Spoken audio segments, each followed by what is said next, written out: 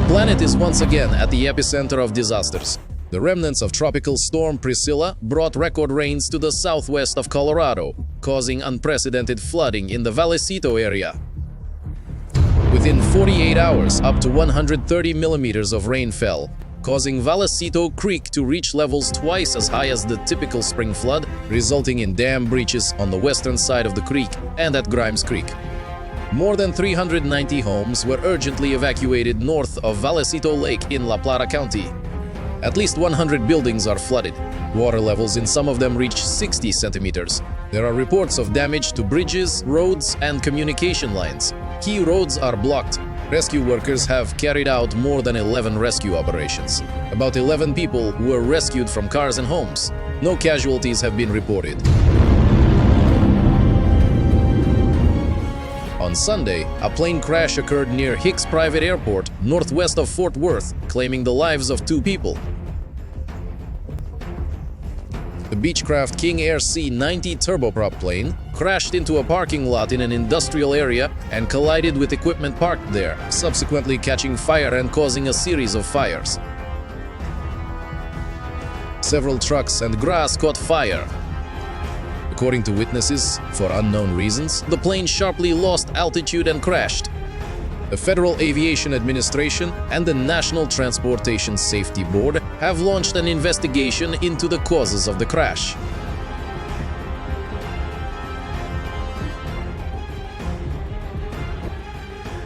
On Sunday, heavy rains caused by the remnants of Hurricane Priscilla hit Phoenix and surrounding areas. Around 50 millimeters of rain fell during the morning. It was the 4th rainiest October day in Phoenix history. October's rainfall norm was exceeded by almost 2 times. The National Weather Service issued a flood warning urging residents to leave low-lying areas and not to cross water barriers formed on roads. Rushing streams of water washed away cars, bridges, and roads. Rescuers conducted around 10 evacuations, mostly saving drivers. Due to heavy rain and limited visibility, the airport postponed 10 flights. Rescue teams have been dispatched to the affected areas. Shelters have been opened in schools and churches for all evacuees in Phoenix. Meteorologists predict continued rainfall in the region in the coming days. Flooding caused by torrential rains in central and southeastern Mexico has led to landslides, damage to homes and roads, and the deaths of at least 28 people. One of the most affected regions was the central state of Hidalgo, where 16 deaths were recorded.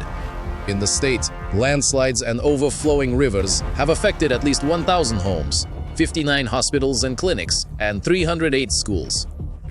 About 17 of the 84 municipalities in the state were left without electricity. In the neighboring state of Puebla, 9 people died and 13 went missing. Many were trapped on rooftops during the flood.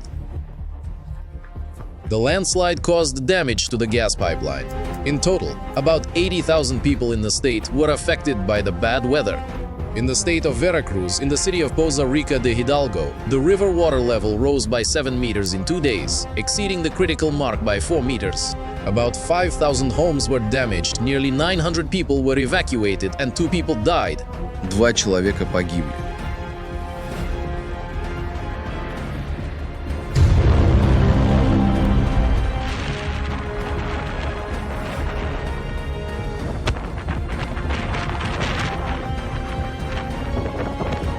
The remnants of Typhoon Halong hit the western Alaska coast, causing catastrophic flooding, hurricane winds, and destruction in the coastal communities of the Yukon Delta and Kuskokwim. As a result of the disaster in the village of Quigilingok, an adult woman died and 2 other residents went missing. According to local authorities in the settlements of Kipnuk, Napakiak, Kotlik, and Kongiganak, hurricane-force winds reaching 170 kilometers per hour and high waves swept homes off their foundations. In some cases, buildings were carried away by the current along with people. The National Guard and the U.S. Coast Guard immediately launched a rescue operation. At least 51 people were rescued and several were taken off rooftops. As a result of the disaster, more than 1,400 people were forced to leave their homes and are now housed in temporary shelters. Alaska Governor Mike Dunleavy announced the extension of the state of emergency, assuring that help is already on the way. Storm warnings remain in effect in the northern part of the region. Authorities fear another rise in water levels as the remnants of the typhoon continue to have an impact.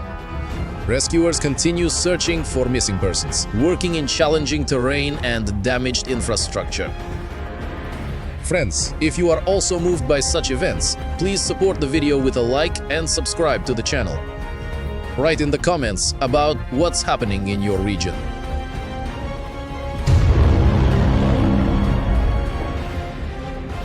The Guatemalan volcano Fuego continues its explosive activity, which has been observed for several days. According to observers, ongoing ash emissions reaching a height of 4,300 meters were recorded on October 12th. Although the eruption did not reach the scale that would lead to mass evacuation, it attracted the attention of volcanologists and monitoring centers. It is worth noting that Fuego has shown strong activity before. In 2025, for example, in June, it experienced a larger eruption that lasted more than 30 hours and led to the evacuation of more than 700 people. Even moderate-intensity eruptions of Fuego carry potential danger. Residents and tourists are advised to avoid approaching the volcano. In case of increased activity, additional measures may be taken, including evacuation. Fuego volcano is one of the most active volcanoes in Central America. Its location in the so-called Pacific Ring of Fire explains frequent eruptions and seismic activity.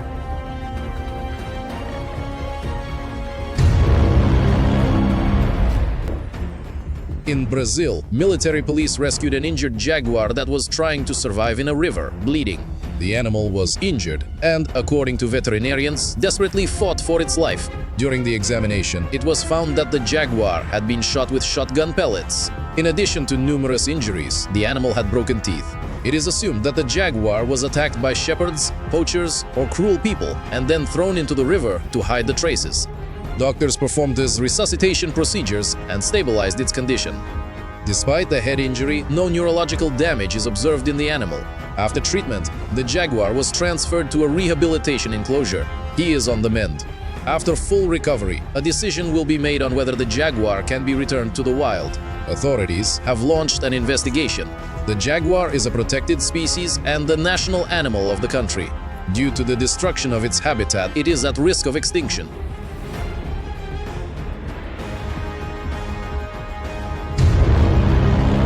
A powerful northeast storm brought strong winds, heavy rains, and coastal flooding to the eastern coast of the U.S., including Buxton, located on a strip of narrow sandy barrier islands of the Outer Banks. In recent weeks, this region has already experienced a series of destructive storms that have led to the collapse of several homes. In Buxton, where 9 homes had already collapsed into the ocean earlier in October, the storm damaged several more structures.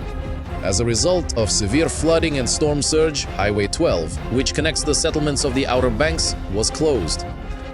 The situation in the region is unfolding within a larger storm affecting the entire eastern coast. Authorities in New Jersey have declared a state of emergency. In New York, flooding is reported as a result of heavy rain,